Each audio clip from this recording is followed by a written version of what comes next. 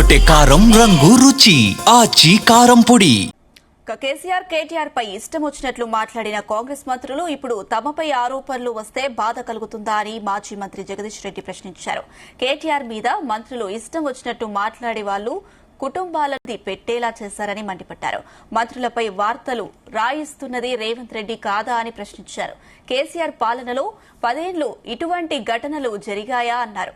Gandhi Bhavan, CM office నుంచి guest సైట్లు పనిచేస్తున్నాయని జగదీష్ రెడ్డి విమర్శించారు.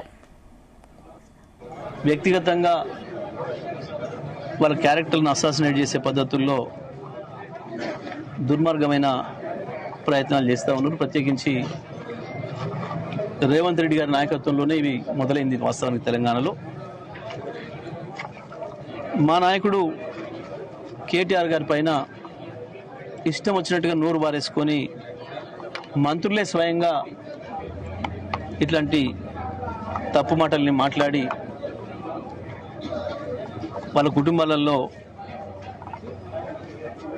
వాళ్ళు ఇబ్బంది పెట్టే ప్రయత్నాలు చేశారు.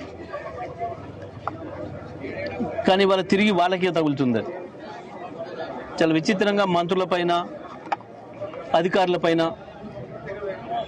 ఇటువంటి వార్తలు వస్తూ ఉన్నాయి. నిజమే, ఇవాళ మరి మంత్రులు, రాష్ట్రంలో ఉండే ఐఏఎస్, ఐపీఎస్ అధికారులు అందరు కలిసి కూడా తప్పు చేసిన వాళ్ళని పట్టుకోలేరా? ఎవరిని మోసం చేయడానికి డ్రామాలు ఆడుతున్నారు? ఎవరిని అమాయకులను చేయాలని డ్రామాలు ఆడుతున్నారు? ఎందుకు పట్టుకోరు దొంగల్ని? అవి చెప్పిన వాడెవడు, వాటి ప్రసారం చేస్తున్న వాడెవడు, రాస్తున్న వాడెవడు? ఎందుకు పట్టుకోలేరు? దీని వెనకాల ఉన్న పెద్దలు ఎవరు? మంత్రులు బయట మాట్లాడితేనేమో ముఖ్యమైన నాయకుడే చేయించడని మాట్లాడుతున్నారు. మంత్రులు మీడియా ముందుకు వచ్చి ఒక డ్రామాలు చేస్తున్నారు. నిజమే, మరి నిన్న వెంకరెడ్డి గారు మాట్లాడుతుంటే చూసినాం. ఆయనకు ముందు నుంచి కూడా సోయి ఉండాల్సి ఉండే. ఐఏఎస్, ఐపీఎస్ అధికారులు కూడా మరి మా కేటీఆర్ గారి పైన కూడా ఇట్లాంటి ఇష్టం వచ్చినప్పుడు వార్తలు మాట్లాడినప్పుడు సరైన చర్యలు తీసుకోవాల్సి ఉండే. స్వయంగా గాంధీ భవన్ నుంచి